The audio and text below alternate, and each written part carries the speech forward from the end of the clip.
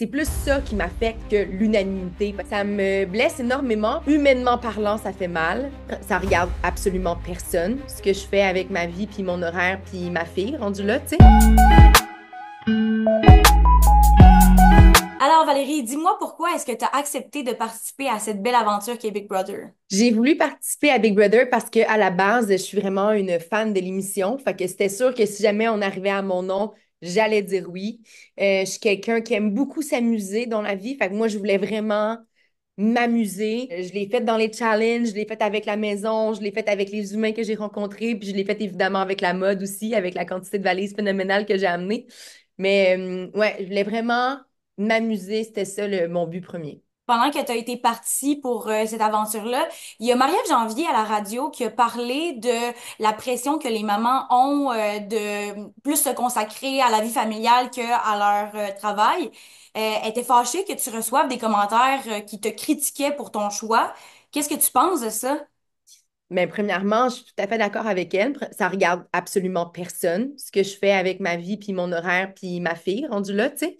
Mais effectivement, tu sais, elle parlait beaucoup du double standard aussi, tu sais, que quand son chum part en tournée, il n'y a personne qui demande est-ce que c'est correct, comment tu t'es organisé? Il part en tournée. C'est comme ça que ça marche. Mon chum aurait fait Big Brother, on n'aurait pas demandé ah, ben là, comment ça va se passer avec Val puis le bébé, tu sais. Fait qu'on dirait que c'est vraiment fâchant, mais ça démontre encore une fois où on est dans la société actuellement. Je pense que c'est un portrait fidèle de la pression qui est mise sur la femme, sur la mère. Je pense que on a des réflexions à avoir pour l'égalité de la femme parce que manifestement, on n'est vraiment pas rendu là. Puis la vérité, c'est que, tu sais, ça regarde personne, mais mon chum était bien content que je m'en aille puis qu'il passe plus de temps avec ma fille parce que ma fille est toujours maman. Puis là, enfin, pendant le temps que j'étais partie, elle n'était que papa, tu sais. Fait que je sais que mon chum a trouvé ça vraiment difficile d'être séparé, de ne pas avoir de contact, d'avoir une surcharge de tâches. Mais je trouve ça décevant que dans la société, on est encore en train de se demander pourquoi une femme tu sais, que la femme aille travailler, c'est comme dérangeant par rapport à l'homme. Puis comme elle le disait, t'es pas la seule à avoir des enfants qui participe à Big Brother. Là, il y a Martin qui a des enfants, tout ça. Il y a des chanteurs qui font des tournées partout sur la planète. Il y a des acteurs qui vont tourner des films à l'étranger.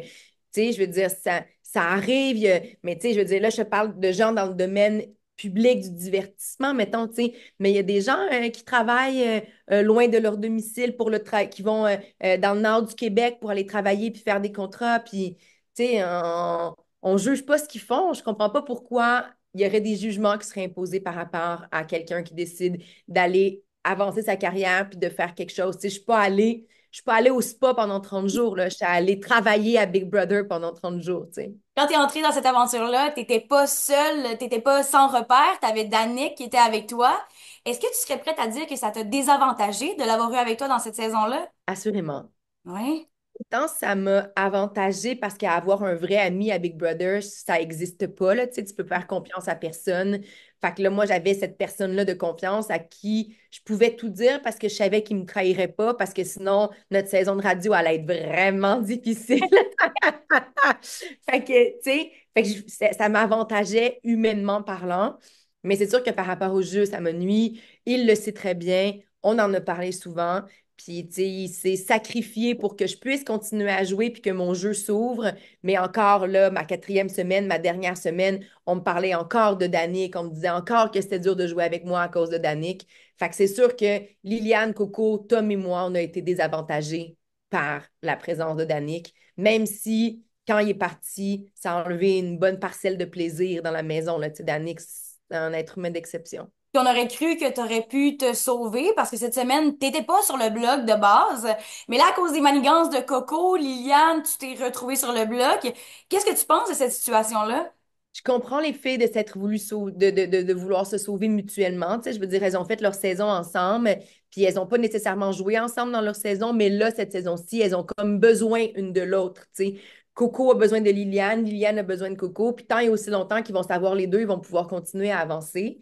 J'aurais préféré qu'ils le fassent en transparence, c'est-à-dire que j'aurais préféré que Coco me dise Hey Val, j'ai plus de cristaux que tu penses. Liliane va me donner le veto, puis après ça, je vais aller me sauver. Puis Rendu là, je leur en aurais pas voulu. J'aurais même pas tenté de désamorcer ça, mais j'aurais essayé de commencer à faire des stratégies tout de suite de mon bord pour pouvoir rester, par contre, tu sais. Puis ça aurait été moins saisissant de se retrouver sur le bloc au bout du compte. Fait que je les comprends d'avoir fait ça, mais c'est sûr que ça a amené à ma perte, fait que je peux pas en être satisfaite, tu sais. Comment tu as réagi lorsque tu as écouté à la télévision le moment où, tu sais, où tu t'as revu Liliane pleurer et faire le grand théâtre, là, la prestation digne d'un Oscar? Je savais pas à quel point ce moment-là était véritable ou pas. Quand j'étais dans la maison, j'y ai cru à 1000%. Je veux dire, moi, je savais que Liliane allait donner le veto, que Liliane allait donner le veto à Coco, tu sais. Fait que je m'y attendais, mais je pensais pas que c'était de l'émotion planifiée à ce point-là, puis que 3 secondes avant, elles étaient crampées en train d'en parler, tu sais. Fait que j'avoue que, humainement parlant, ça fait mal, parce que tu te dis, tabarouette, OK, ils sont prêts à aller jusque-là. Mais joueusement parlant, je suis comme tabarouette, ils sont prêts à aller jusque-là. Incroyable. Fait que, tu sais, c'est comme un dilemme dans mon être. Puis là, tu t'es retrouvé sur le bloc avec Tom Elliott. Jusqu'à la toute fin, on savait pas du tout qu'est-ce qui allait se passer. Est-ce que toi, tu avais encore espoir que tu serais sauvé et gardé dans la maison? Moi, j'ai tout essayé jusqu'à la dernière seconde. Il n'y a pas une pierre que j'ai pas revirée, il n'y a pas un chemin que j'ai pas essayé de prendre. J'ai vraiment, vraiment, vraiment tout essayé. La seule déception que j'ai de tout ça, c'est que on avait dit, Tom et moi, qu'on s'aimait tellement qu'on allait faire une campagne propre, une campagne où on parle pas de un et de l'autre. Puis je me suis retrouvée à voir Tom en train de parler contre moi, tu sais. Fait que j'avoue que ça m'a vraiment blessée. Peut-être que j'aurais changé mon fusil d'épaule, sachant que lui parlait de moi dans sa campagne. Cela dit, non, non, c'est pas vrai. J'aurais pas changé mon fusil d'épaule. Tu sais, j'ai réalisé que Big Brother, j'aurais jamais été une si bonne joueuse que ça parce qu'il n'y a aucune fibre de mon être qui est capable de passer par-dessus mon système de valeurs, tu sais. Je réalise que ce que Coco et Liliane ont fait, je n'aurais jamais été capable de le faire. J'aurais jamais été menteuse à ce point-là. Ça me ressemble pas. C'est pas moi. Puis, tu sais, je le constate parce que depuis que je suis sortie, j'ai beaucoup de difficultés à faire la ligne, tu sais, à prendre les trahisons pas personnelles, puis ça me fait réaliser que j'aurais pas pu le faire moi-même, tu sais. Fait que c'est peut-être une bonne affaire que je sois sortie. Puis, est-ce que tu penses que à leur sortie à eux, à ces joueurs-là qui t'ont un peu trahi, tu vas les accueillir de plein bras ou tu vas avoir besoin d'un petit moment quand même pour... Je sais pas. Je pense que je suis encore trop dedans. Tu sais, je Hmm. veux dire, ça fait même pas une semaine que je suis sortie. Officiellement, je suis sortie hier sur les écrans, mais tu sais, moi, je suis sortie Ouais. la semaine dernière dans un hôtel en attendant. Tu sais, pour l'instant, j'ai encore le nez dedans. Je ne suis pas capable de percevoir, comme je te disais, les trahisons comme n'étant pas personnelles, ce qui fait en sorte qu'à leur sortie, je ne sais pas comment je vais réagir. Tu sais. J'espère être capable d'avoir le recul nécessaire pour me rendre compte que c'était vraiment un jeu, puis qu'il n'y avait rien contre moi, puis que tout est correct. Tu sais. Mais là, pour l'instant, je suis encore un peu fuckée. Puis de voir que tous les joueurs ont voté de façon unanime pour te sortir de la maison, hey, ça a dû être déchirant ce moment-là. À dire, ce qui est déchirant, c'est l'incompréhension que j'ai devant le fait que le vote estifie est anonyme. Oui, c'est ça. Ah, pourquoi est-ce que vous n'utilisez pas cette carte-là, cette munition-là? Je ne comprends pas. Tu sais, à chaque fois que j'ai voté dans le sens de mon alliance. Toutes les fois, parce que ça m'avantageait. Mais à partir du moment où ça ne t'avantage pas, mettons comme une Fabiola, genre, quoi, quand c'est clairement avec moi que tu veux jouer, que tu dis, ben là, je suis les fakirs, mais on s'en fout-tu, man? Les fakirs, ils les voient pas. C'est ça. Et voilà pourquoi ça marche pas. Je comprends pas pourquoi les joueurs sont encore pris avec l'alliance majoritaire, avec l'incapacité de faire une révolution, de se retourner de bord, de changer, de flipper la maison pour le vote. On dirait que c'est plus ça qui m'affecte que l'unanimité. Parce que l'unanimité, rendue là, à partir du moment où ils ont décidé que j'étais une joueuse trop forte, puis que Fred a vendu ma peau par rapport à François, ben j'étais fini. Tu sais, j'aurais pu dire n'importe quoi, j'aurais pas pu pouvoir continuer. Puis j'avais déjà dit tout ce que je pouvais dire, tu sais. Mais je suis bouche bée de constater qu'on n'utilise pas le vote anonyme comme une munition dans ce jeu-là. C'est quoi ton analyse justement par rapport au fait que Fred, elle a été tout bavassé, non seulement sur la chambre, le temple, qu'est-ce que Coco lui avait dit, puis en plus de la discussion qu'elle avait eue avec toi? Ça me blesse énormément parce que quand on était dans la maison, Fred et moi, on était proches. Elle aimait beaucoup Danick, bien évidemment, parce qu'ils avaient fait la saison ensemble. Elle avait vu aussi le nouveau Danick, c'est pas le joueur de l'année passée, la nouvelle version plus humain puis plus dans ses émotions, tu sais. Puis Danick, il avait fait le rapprochement entre Fred puis moi. Et Fred et moi, on s'était dit, on est la numéro un, une de l'autre. Tu sais, Fred, elle disait, moi, je suis vraiment la underdog dans mon alliance. Puis toi, ben, c'est sûr que par rapport à Coco puis Liliane, tu tombes la troisième roue du carrosse, tu sais. Fait que organisons-nous pour être le plus un, une de l'autre. Puis moi, j'avais dit, jamais, Fred, je vais te mettre en dessous de l'autobus. Jamais je vais te mettre sur les rails du train de fin. Tu sais, genre, on est ensemble. Fait que quand j'ai vu ça, j'étais comme. Puis en plus, elle m'avait posé la question la dernière journée de ma campagne, Val, pourquoi est-ce que tu m'as dit que François, tu peux pas lui faire confiance puis que tu mettrais sur le bloc? Puis j'ai dit, ben, à partir du moment où il t'a trahi dans la double réaction en chaîne, pour moi, c'est bien trop difficile de lui faire confiance, tu sais. Je veux dire, à Big Brother, tout ce qu'on a, c'est notre parole, Ouais. puis nos actions. Fait que moi, je crois François jusqu'à preuve du contraire. Puis le contraire, ben, c'est qu'il t'a prouvé qu'il n'était pas digne de confiance parce qu'il t'a trahi à la réaction en chaîne. Puis t'es comme, ah oui, oui, je comprends, c'est vrai, c'est un bon point, merci. Fait que je sais pas.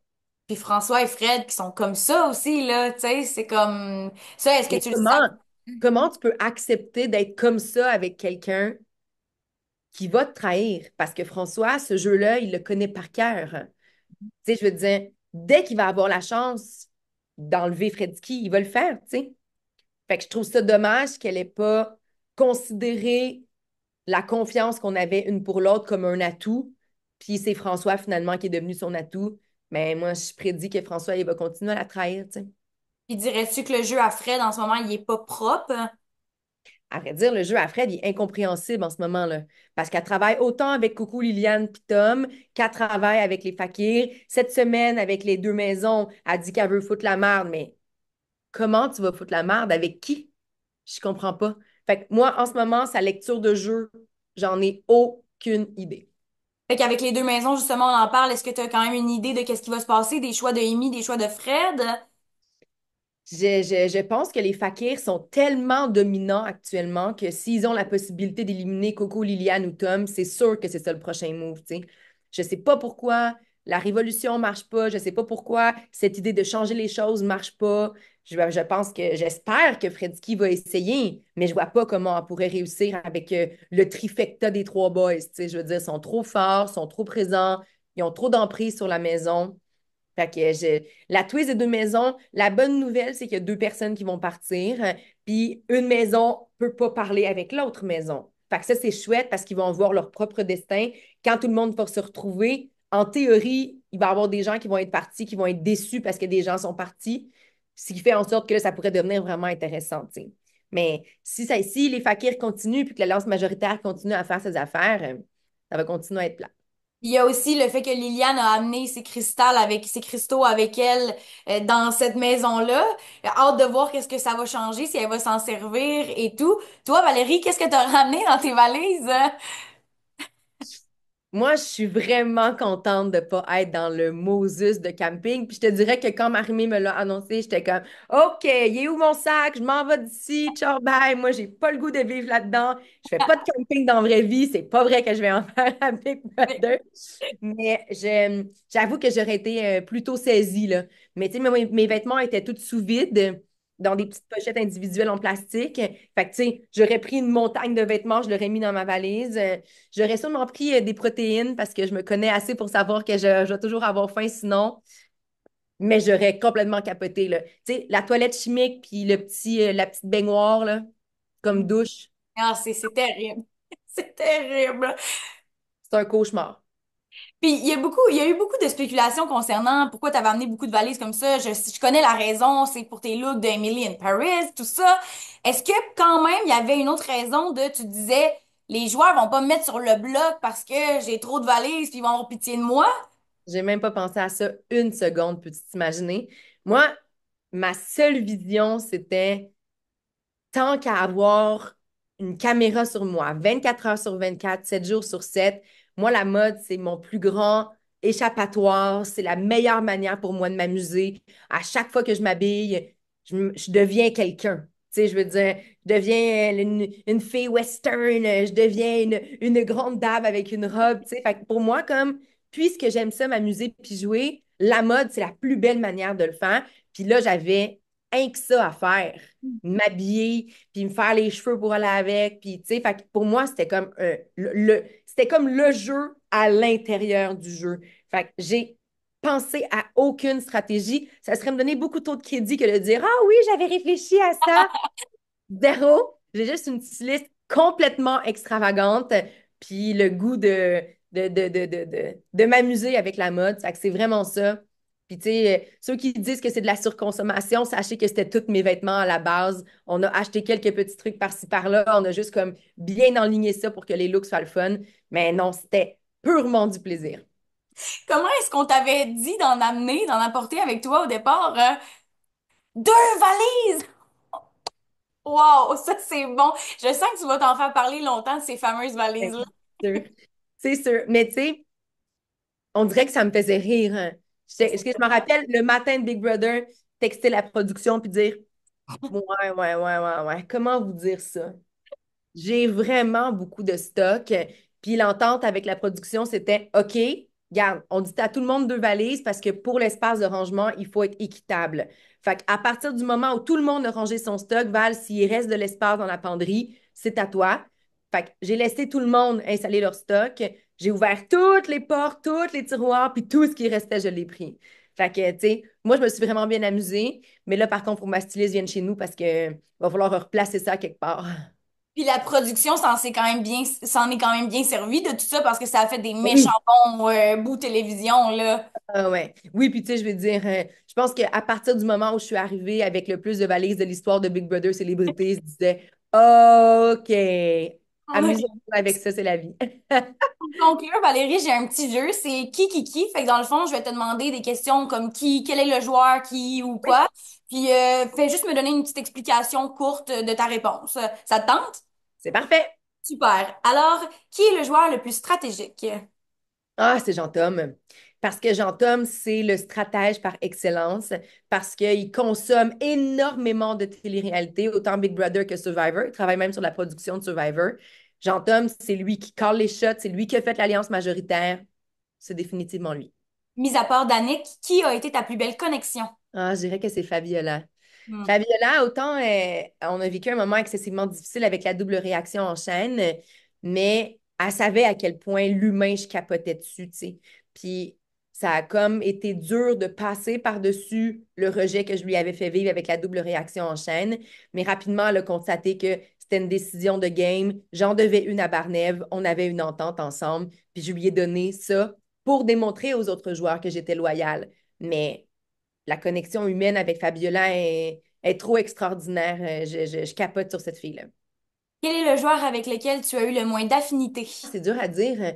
C'est dur à dire parce qu'au bout du compte, il y a des affinités avec tout le monde qui se développent parce qu'on a tellement de temps libre entre ce que la maison nous envoie puis les discussions stratégiques. On finit par juste discuter, discuter, tu sais. Fait que, mettons, je pensais pas avoir d'affinité avec François Lambert. Puis finalement, on a tellement jasé, puis il est tellement intéressant, puis c'était vraiment chouette, tu sais. Fait que je dirais que c'est tough de pas créer de connexion. C'est plus ça. Rendu là, la personne avec qui j'ai parlé le moins, ça doit être Simon parce qu'il lit tout le temps.